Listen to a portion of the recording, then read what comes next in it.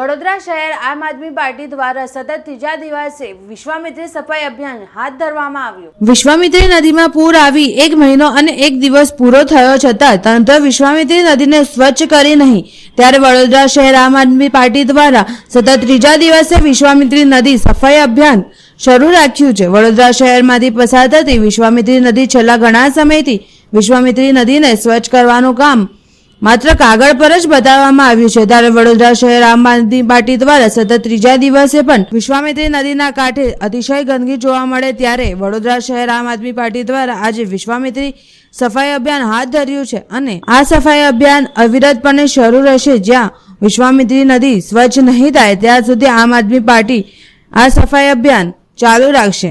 આમ આદમી પાર્ટી દ્વારા તંત્ર પર આકરા પ્રહારો કરાયા છે। આમ આદમી પાર્ટી વડોદરા શહેર દ્વારા છેલ્લા 2 દિવસથી આજે ત્રીજા દિવસે વિશ્વામિત્રી નદીની જે સફાઈ છે અને કામગીરી કરવામાં આવી છે, શ્રમ યજ્ઞ કરવામાં આવ્યો છે, ત્યારે તમે જોઈ શકો છો કે ખૂબ મોટા પ્રમાણની અંદર આ વિશ્વામિત્રી નદીમાંથી કચરો નીકળ્યો છે। પૂર આવ્યું અને 1 મહિનો ને 1 દિવસ થઈ ગયો છે, તેમ છતાં પણ આ વડોદરા મહાનગરપાલિકાના વહીવટી પાંખ અને ચૂંટાયેલા પ્રતિનિધિઓ આજે પણ મસ્ત મસ્તીમાં હોય એવું સ્પષ્ટપણે અમારું માનવું છે।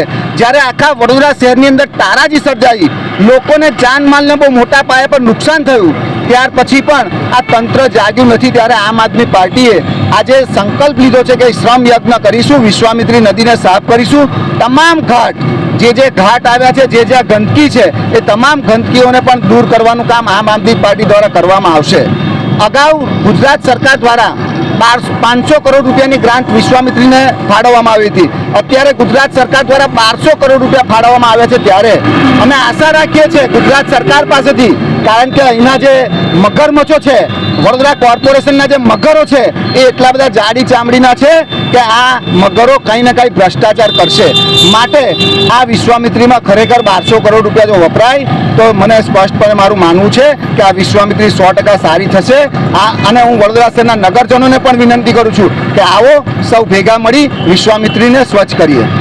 વિદેશી દારૂ ખાલી બોટલો જોવા મળે, તમે જુઓ તો આજે સફાઈ દરમિયાન ખૂબ મોટા પ્રમાણની અંદર વિદેશી દારૂની બોટલો મળી આવી છે। એનો મતલબ સ્પષ્ટ છે કે આ ગાંધીના ગુજરાતની અંદર મોટા પ્રમાણની અંદર દારૂની રેલમછેલ થતી હોય અને જાણે કે વહીવટી પાંખ હોય કે ચૂંટાયેલા પ્રતિનિધિ હોય એના સીધા ઇશારે જો આવું થતું હોય એવું અમારું સ્પષ્ટપણે માનવું છે।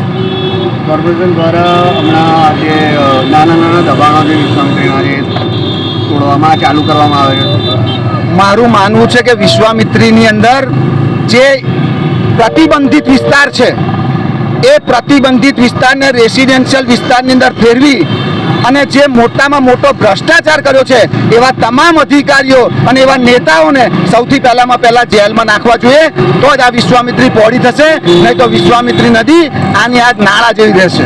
કોર્પોરેશન દ્વારા હમણાં જે તમે 3 દિવસથી ચાલુ, તમને એવું લાગ્યું કોર્પોરેશન દ્વારા વિશ્વામિત્રી સાફ સફાઈ ચાલુ કરવામાં? અમે પ્રયત્ન કર્યો છે, એક સારા પ્રયત્નથી નીકળ્યા છે કે વિશ્વામિત્રી સારી થાય।